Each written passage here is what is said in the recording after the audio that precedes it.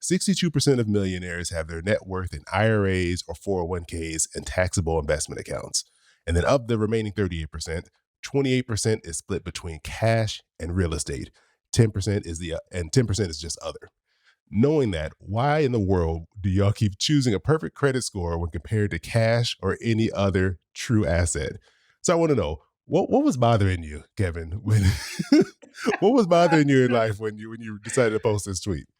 Man, these internet streets be getting on my nerves. So, for those who have somehow missed it, there is an infamous zombie argument that keeps rising its head like every 5 weeks, and it's would you take a perfect credit score versus some ridiculous amount of money. Sometimes $1,000 or sometimes $100,000, sometimes $1,000,000. And for some reason, there is always a group of people that always choose the perfect credit score as if it is some, I don't know, some infinity gauntlet magical tool that like solves all of your issues. And that ain't what it does. That's not what it does at all. No, okay, I've seen these tweets going around too.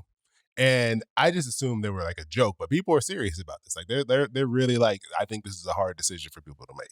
Yeah, yeah, there are a lot of people that really force themselves into weird argument boxes where it's like, well, if this, and this happens, I can get a huge loan with this credit score and then go buy whatever it is I want to buy.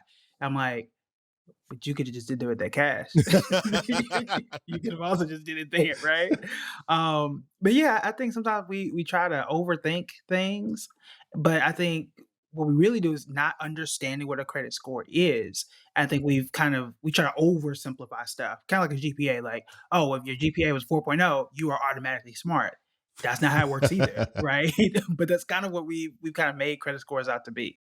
Oh, okay, so I'm clearly on your side of this. Where yes, I think having a perfect credit score is completely overrated and it's not needed. But for those of people out there listening who may be like, hey, well, I feel differently. I think a credit score has a huge weight when it comes to my financial life. Tell us from your point of view, like why you have that stance of there's other things that are a bigger deal for your finances than just your credit score. Yeah, so properly, it falls within maybe the top 10 financial priorities. Wouldn't be my top 3, but I would put it somewhere between 4 and 10. And the reason is there are some serious limitations of what you can and cannot do with that credit score. Number 1, it can only go up but so high. My bank account has no limits on how much can go in it. I have no limits on how high my 401k can grow. So that's number 1. It's not something that can be inherited or passed down. My credit score is my credit score. My kids are going to have theirs, and that's just the end of it. But again, the real estate that I own, the money is in my bank account, the money is in my 401k. I can transfer all of that stuff, and it can compound on top of that for the next generation. That credit score, it caps out at 850. It doesn't compound. The longer you have it, it will never get much higher than that. And that's just the end of it. But then lastly, it's only limited to things that you can borrow money for. And you can't necessarily borrow money for your 401k or your investments in a traditional sense. And unless I need the money for, again, real estate, buying a car, you're running up into the limits of what you can use it for, and that's pretty much it. And then lastly, just because you have the credit score, yes, it can make your interest rates cheaper to borrow, but it ain't free.